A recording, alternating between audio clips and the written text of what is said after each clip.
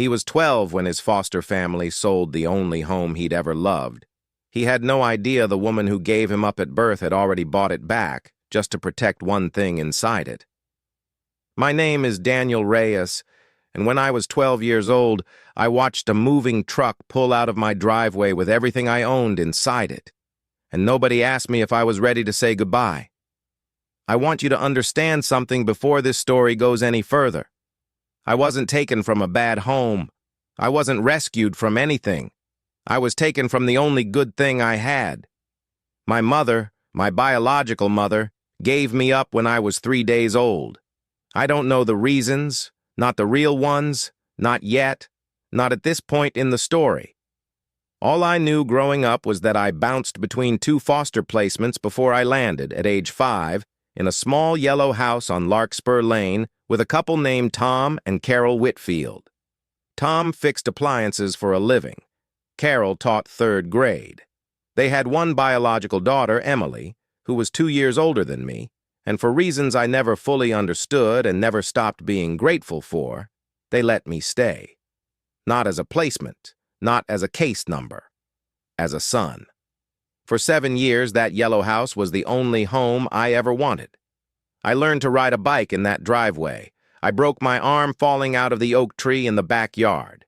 And in that same backyard, when I was 8, Tom built me a treehouse. It wasn't fancy. Plywood walls, a rope ladder, a little wooden sign over the door that said Danny's Fort in Carol's handwriting. But it was mine. It was the first thing in my life that was completely, unquestionably mine. I remember Sunday mornings in that house the way other people remember songs. Carol making pancakes shaped badly on purpose because Emily and I thought it was funny. Tom reading the newspaper at the same worn spot at the kitchen table, the smell of cut grass drifting in through the screen door in summer. Nobody in that house ever once, in 7 years, made me feel like a placement. Carol kept a growth chart penciled on the inside of the pantry door, and my initials were on it right next to Emily's, climbing upward year after year. No distinction made between the daughter she'd given birth to and the son the state had handed her.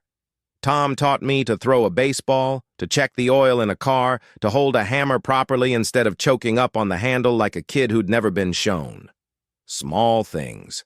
The kind of things that, added together over 7 years, quietly become the architecture of who a person turns out to be. Then, when I was 12, Tom's heart gave out on a Tuesday afternoon while he was replacing a compressor in someone's refrigerator. He was 51 years old. And 4 months after the funeral, Carol sat me down at the kitchen table and told me, with her hands shaking around a mug of coffee she wasn't drinking, that she couldn't keep the house, that she couldn't keep me. I want to be fair to her, because this story is not about blaming Carol. She was drowning. Tom's life insurance had lapsed 8 months before he died. A clerical error, a missed payment, the kind of small administrative mistake that destroys a family. The mortgage was 3 months behind. Emily needed to stay in her school district, near her grandparents, near the only support system Carol had left, and me, the foster child, the one without blood ties, the one whose adoption paperwork had been in process for 4 years without ever quite finishing. I was the one thing the system allowed her to let go of without anyone calling it abandonment. I remember standing in the driveway the day the moving truck came, watching 2 men I'd never met carry the kitchen table out the front door. Carol had already told my caseworker I'd be transitioning to a group home upstate. Emily cried. Carol cried. I didn't cry, because somewhere in the last 4 months I had already decided that crying wasn't going to fix anything, and I needed to save my energy for whatever came next. The house itself, the yellow house with the treehouse in the back, was sold 6 weeks later to a young couple who wanted a fixer-upper. I know that because I asked my caseworker years later to pull the county records. I needed to know exactly when I stopped having a place in the world that remembered me. I spent the next 6 years in 4 different placements. Some were fine. One was genuinely cruel, the kind of cruel I don't fully talk about even now. By the time I aged out of the system at 18, I had $1,100 saved from a stock job, a duffel bag of clothes, and a photograph of Tom holding me on his shoulders in front of the treehouse, taken the summer before he died. I did not go back to Larkspur Lane, not for a long time, because going back meant admitting how much it still hurt to look at a house that used to be mine. There's a specific kind of grief that nobody prepares you for when you lose a home you were never legally entitled to in the first place. When a biological parent dies, the world hands you language for that. Casseroles, sympathy cards, a script everyone already knows. But when the loss is a foster placement, when the people you called mom and dad for 7 years are, on paper, no relation to you at all, there is no script. My caseworker at the time, a well-meaning but overworked woman named Ms. Petrov, referred to it in her case notes as a disrupted placement, the same clinical language she might have used for a broken appliance. Nobody used the word grief. Nobody used the word family either, not once, in 4 months of paperwork. I kept one thing from that house besides the photograph, a small carpenter's pencil, flat and yellow, that I'd taken out of Tom's toolbox the week before I left. I don't know why. I think some part of 12-year-old me understood that Tom had built things with his hands, had built me a treehouse with his hands, and that pencil was the closest thing to still having those hands nearby. I carried it in my pocket for years.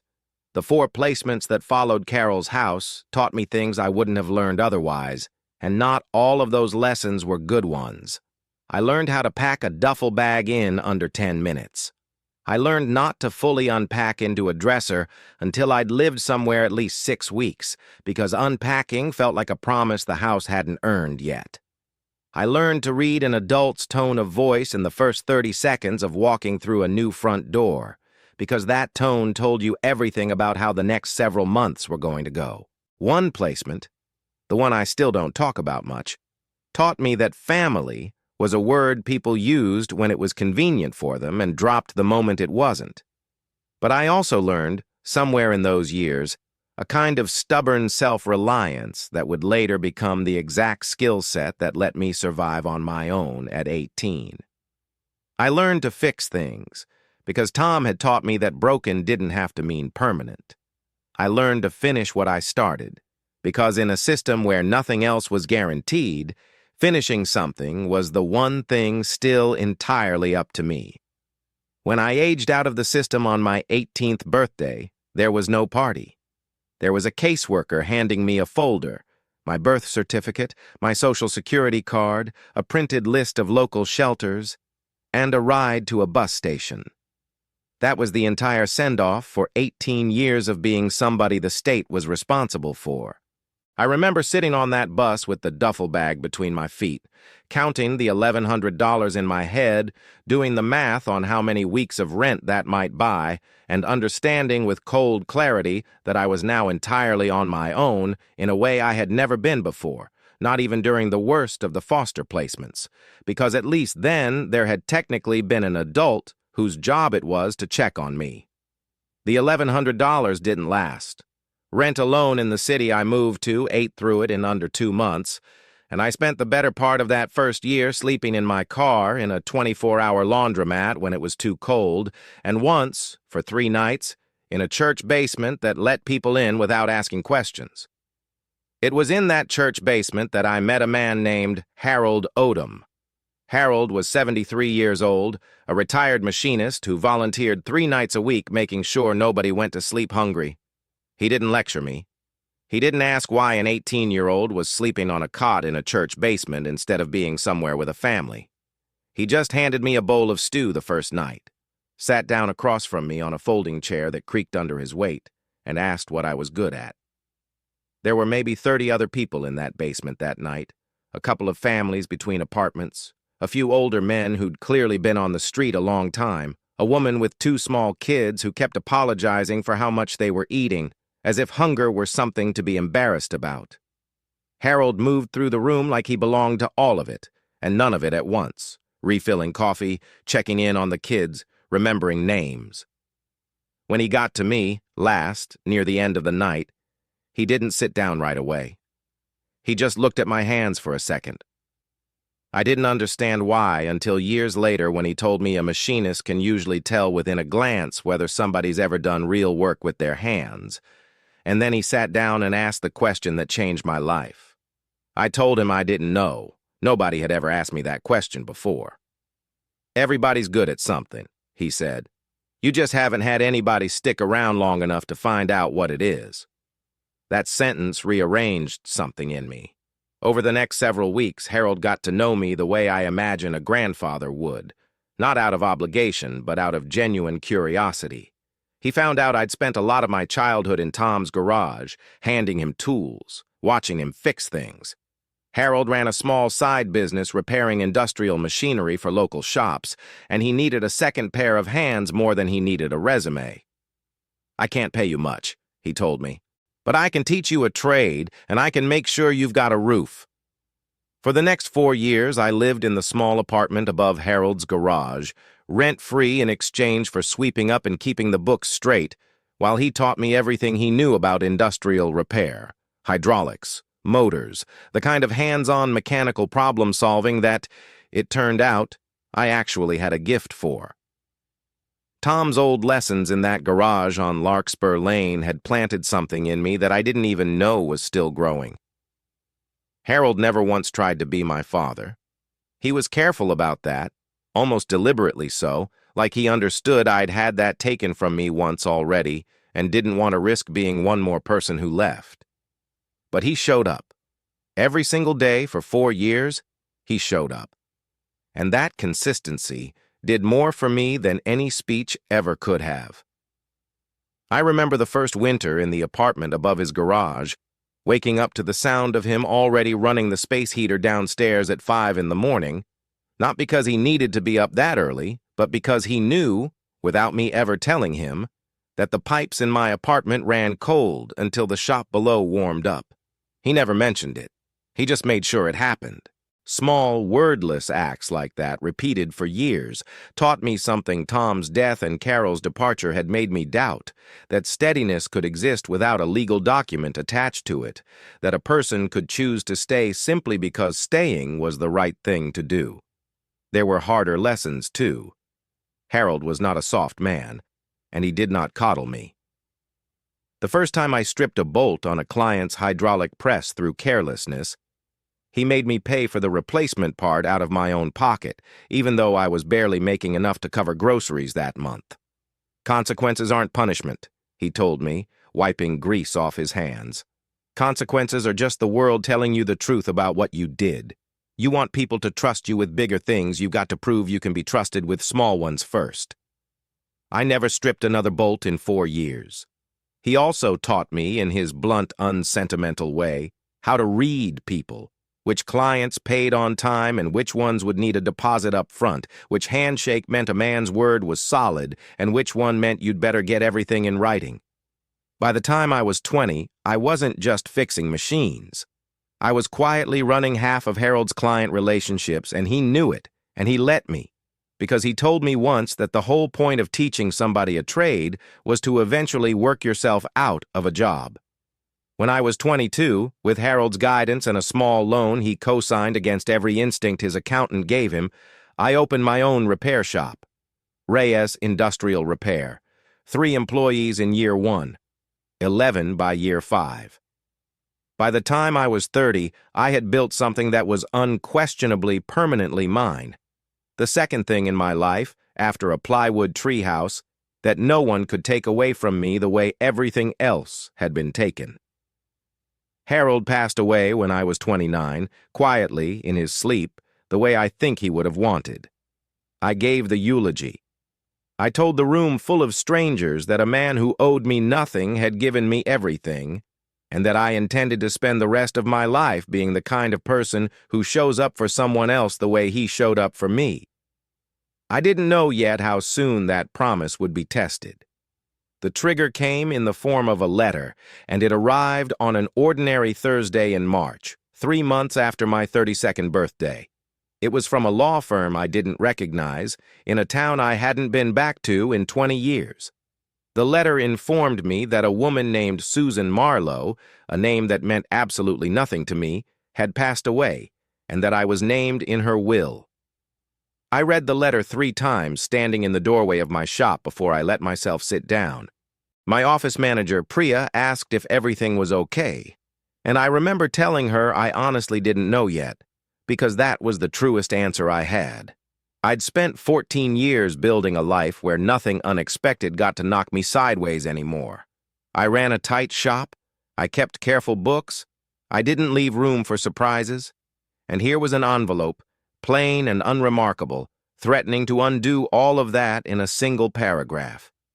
I called the number on the letterhead, certain it was a mistake, some clerical mix-up with another Daniel Reyes. The attorney, a soft-spoken woman named Ms. Alvarez, asked me a single question before anything else. "Mr. Reyes, were you born on Larkspur Lane? Or, more specifically, do you have any connection to a residence at 214 Larkspur Lane?" My hands went cold. That was the address of the yellow house, Tom and Carol's house, my treehouse. "I lived there as a child," I said slowly. "It wasn't my birth family's house.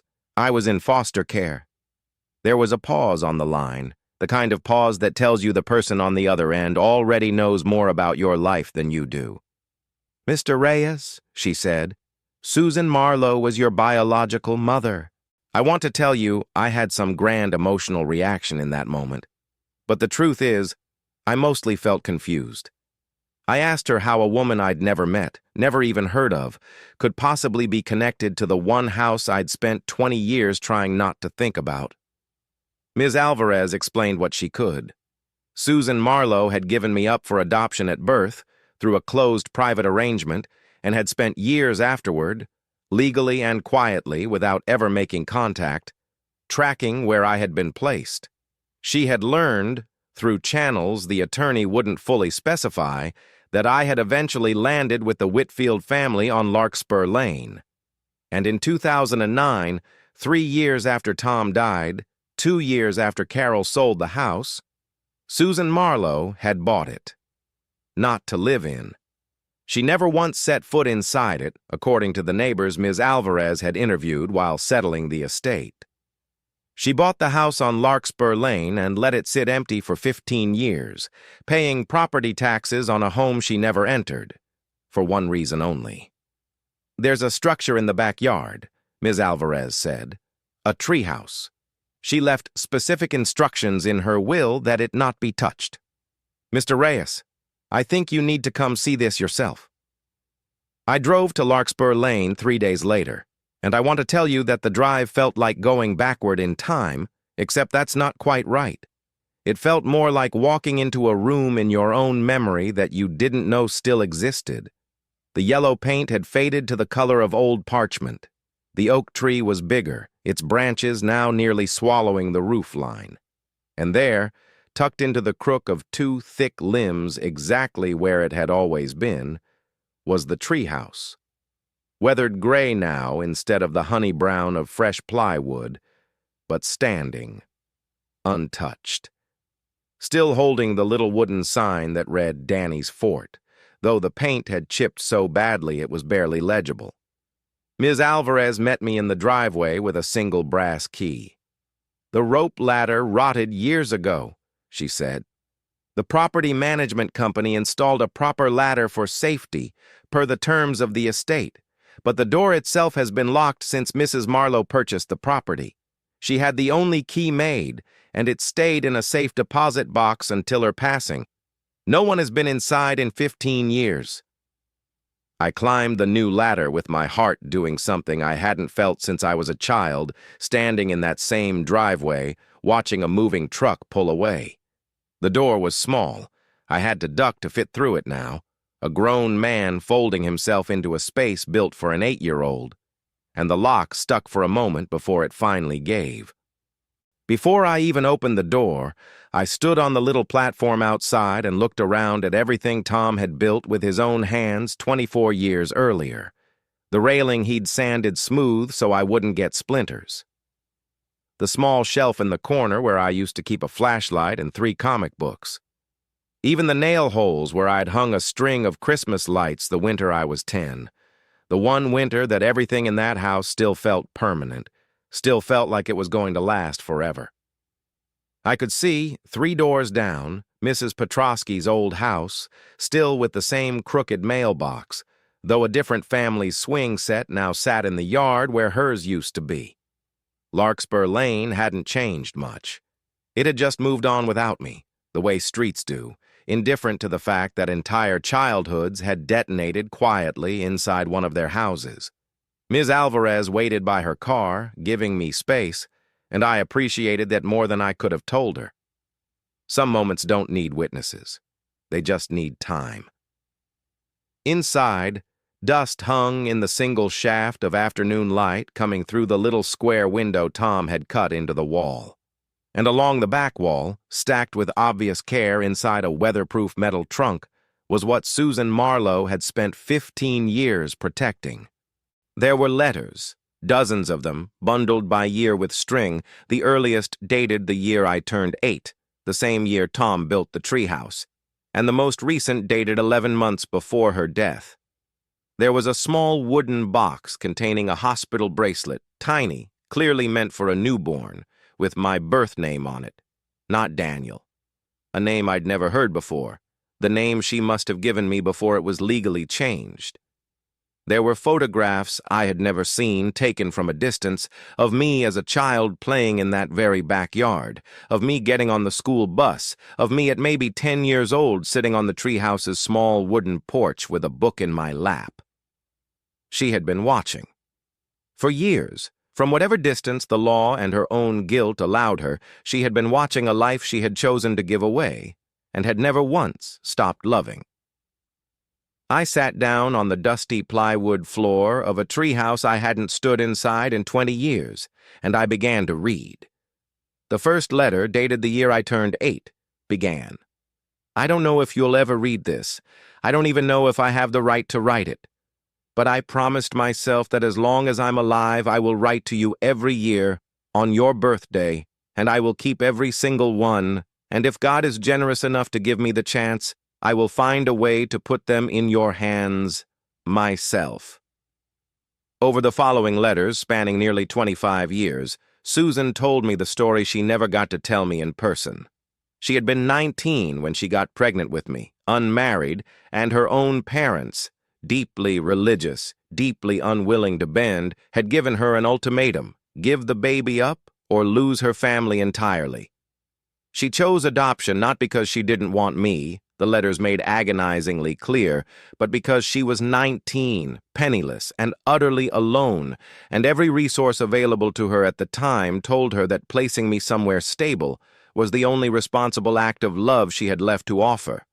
What she never anticipated was how the system would fail me anyway. She had been promised, falsely it turned out, by an intermediary she later discovered had lied to multiple birth mothers, that I would go to a permanent adoptive family immediately. Instead, through paperwork errors and bureaucratic delay that took her years and a private investigator to untangle, she learned I had spent 2 years bouncing through foster placements before landing with the Whitfields. By the time she found me, found the yellow house on Larkspur Lane, found Tom and Carol, found out I was, by every account, happy and settled, I was already 7 years old. And her lawyer at the time advised her, in language that still stung 20 years later, reading it in her handwriting, that reopening contact now, disrupting a stable placement, would serve her own guilt more than it would serve my well-being. So she made a different choice.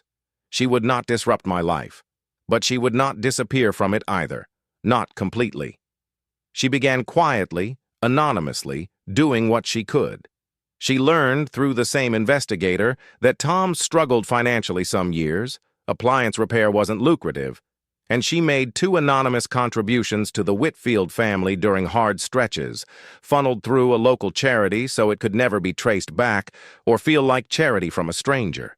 She wrote a letter every single year on my birthday, promising herself she'd deliver them one day when I was old enough, when the timing was right, when she'd built up the courage. And then Tom died, and Carol sold the house, and I disappeared into the foster system again. And for 3 agonizing years, Susan Marlowe's private investigator lost track of me entirely. One letter, dated the year I turned 13. Written, I realized with a chill, only months after I'd been pulled out of the yellow house entirely. Read simply, "I don't know where you are tonight. My investigator says there was some kind of family emergency, that you've been moved, and he's working to find out where. I have never in my life felt so powerless, and I gave up the right to feel that particular kind of powerless a long time ago, so I have no one to be angry at but myself. Please, wherever you are, be safe. Please let someone be kind to you tonight." Another, from the year I turned 16, was shorter, almost businesslike, the handwriting tighter than in the earlier letters. "Found you again. A placement 2 counties over. My investigator says you're doing all right, all things considered. I am learning to survive on all things considered. It has to be enough, because it's all I'm allowed to have."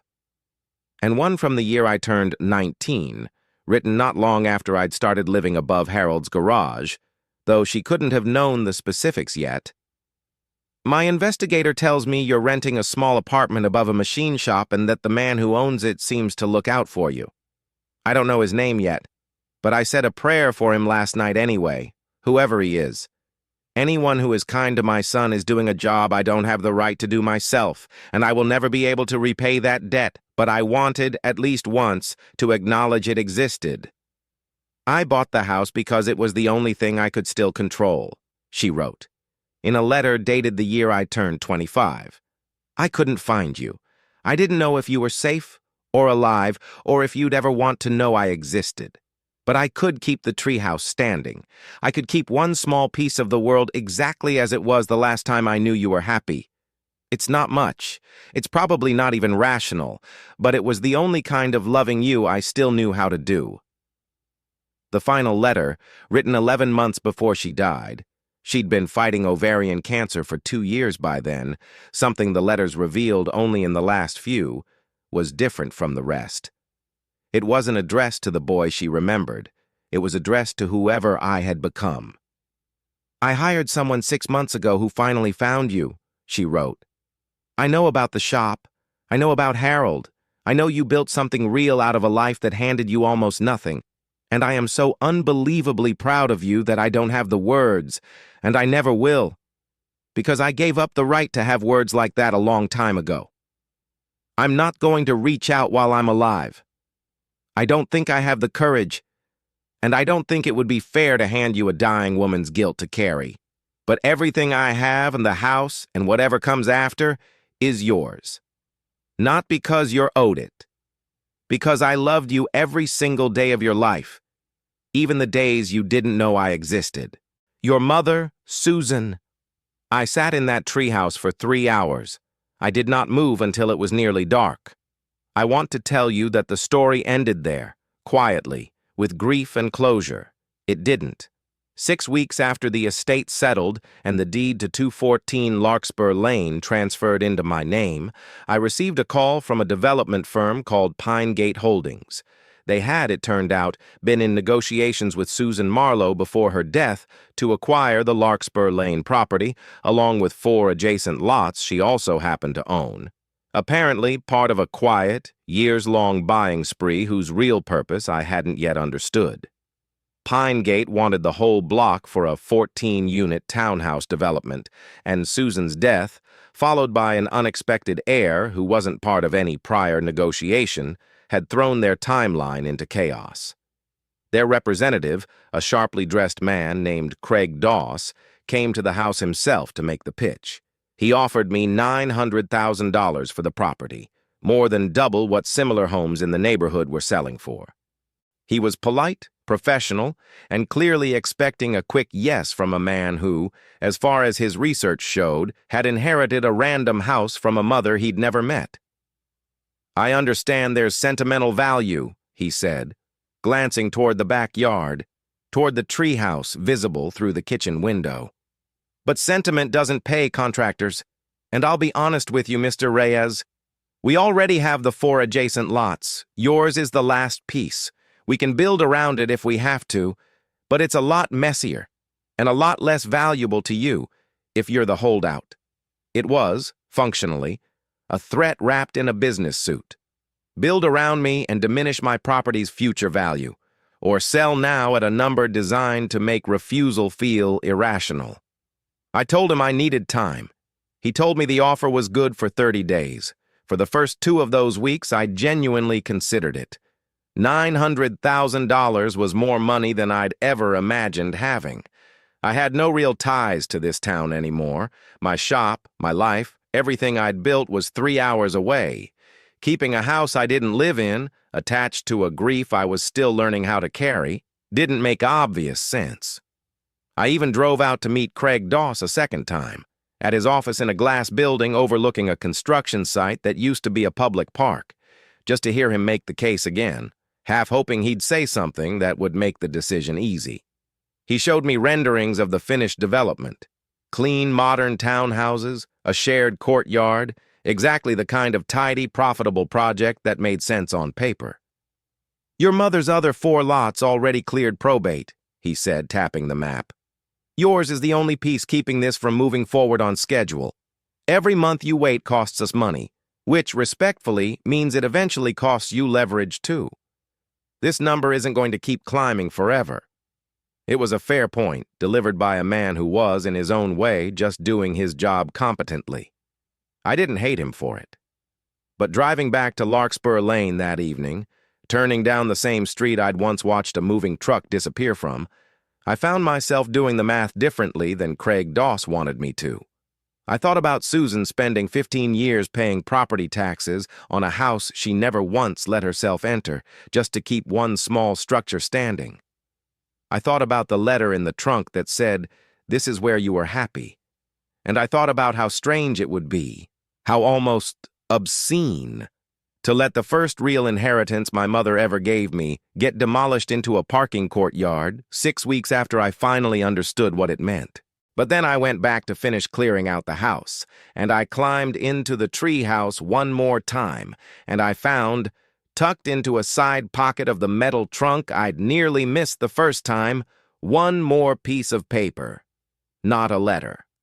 A folded copy of the original property deed from when the Whitfields first bought the house, decades earlier, and a note in Susan's handwriting clipped to it. "This is where you were happy. Whatever you decide to do with it, decide it because it's true to you, not because of what it's worth to someone else."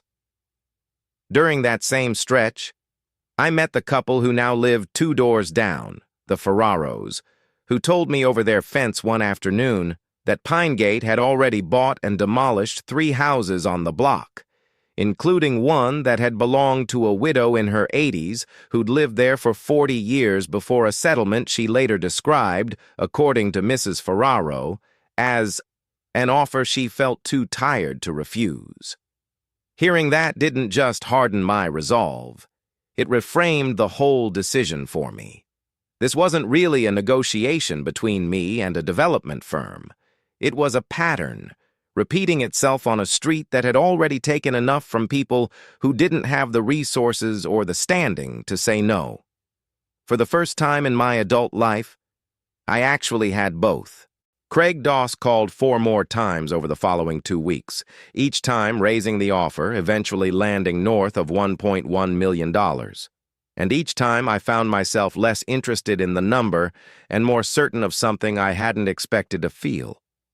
This house, this yard, this treehouse, had already been sold once by someone who had no other choice. I did have a choice, and I wasn't going to make the same decision Carol had been forced into, this time for money instead of survival. I turned down Pinegate's final offer on a Tuesday afternoon. The same day of the week, I realized only after hanging up the phone that Tom had died on all those years ago. I didn't have a plan for the house, not at first. I just knew I wasn't selling it. Over the following year, I split my time between running the shop and slowly restoring 214 Larkspur Lane, new paint, the same honey yellow it had always been, a rebuilt porch, and a fully restored treehouse, reinforced but otherwise left exactly as Tom had built it, right down to a fresh coat of paint on the little sign that still read, Danny's Fort. I didn't move in myself. Instead, working with a local family services nonprofit, I turned the house into something I wish had existed for me 20 years earlier.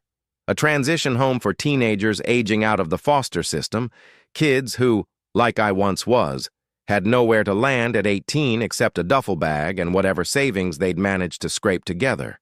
4 beds, a live-in house manager, job placement support run in partnership with a version of what Harold once gave me for free, a trade, a roof, and somebody who shows up. We named it the Marlowe House. The first resident moved in on a Saturday in September, a 17-year-old named Jasmine, 6 months from aging out of her last placement. Arriving with a single backpack and the same guarded, unreadable expression I recognized instantly because I used to see it in mirrors. I didn't tell her my whole story that first day. I just showed her to her room, told her dinner was at 6, and mentioned, almost in passing, that there was a treehouse out back if she ever wanted somewhere quiet to sit. She looked at me like she didn't quite believe a treehouse was allowed to just exist without a catch attached to it. I understood that look better than she knew. Over the following months, I found myself back on Larkspur Lane more often than I expected. Not out of obligation, but because I liked being there. I helped the house manager, a warm, no-nonsense woman named Denise, set up a small workshop in the garage. The same kind of space Tom once had, the same kind of space Harold once gave me, so that any resident who wanted to could learn a trade instead of just waiting out the calendar until they turned 18. Jasmine, it turned out, had a talent for small engine repair that even she hadn't known about until somebody finally asked her the right question and then stuck around long enough to find out the answer. The treehouse stayed standing in the backyard, off limits to renovation, exactly as it had been the day Tom built it and the day Susan bought back the right to protect it. I put a small plaque near the base of the ladder. It doesn't say much, just her name, and a version of the line she wrote in that last letter, loved every single day, even the days you didn't know it. I reached out to Carol during that first year of renovations, something I hadn't had the courage to do in the 2 decades since the moving truck pulled away. I found her number through Emily, who I'd stayed loosely in touch with over the years through occasional messages. Neither of us ever let go completely cold. Carol was 64 by then, remarried, living 2 states away, and when she picked up the phone and heard my voice, she was quiet for a long moment before she started crying. "I've wanted to call you for 20 years, she said. "I just never knew what I'd even say."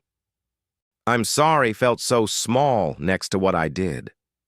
I told her what I'd come to understand sitting in that treehouse with Susan's letters spread out around me, that Carol hadn't failed me by letting me go. She'd been failed first, by an insurance lapse and a system with no safety net for grieving widows, and she'd made the only choice available to her at the time.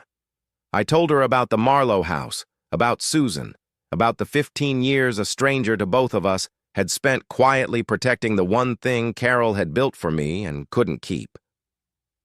Carol cried harder at that part, and then, unexpectedly, she laughed, a wet, disbelieving laugh, and said, "Tom would have loved that somebody kept that treehouse standing. He built that thing to last. I used to tell him he was overbuilding a kid's fort, and he'd just say, 'Nothing I build for that boy is getting torn down easy.'" She and Emily came to see the finished house that spring, the same week Jasmine moved in. Carol stood in the backyard for a long time looking up at the treehouse, her hand pressed flat against the trunk of the oak tree. And she didn't say much. She didn't need to. Some things get said just by a person standing still long enough in front of them. I think about the 2 women who shaped that yard without ever meeting each other. Carol, who gave me 7 good years and then had to let me go because the world gave her no other option, and Susan, who gave me up at 19 and spent the rest of her life quietly making sure I landed somewhere safe, even when safety meant staying invisible. Neither of them got the ending they probably wanted, But between the two of them, somehow, they built the foundation for the life I ended up living anyway. Sometimes the family that saves you isn't the one you were born into, and it isn't the one that raises you either. Sometimes it's the sum of every person who showed up for you along the way, whether you knew their name at the time or not. A foster father who built you a treehouse, a stranger with a bowl of stew, a mother who loved you from a distance because it was the only kind of loving she thought she was allowed. The lot next to mine got its 14 townhouses. Pinegate built around the one holdout property, just like Craig Doss said they would. And every evening, if you drive down Larkspur Lane, you'll see it. One small yellow house, one weathered tree house, standing in defiance of everything that tried to erase it, and 4 kids inside who are, for the first time in their lives, exactly where they're supposed to be.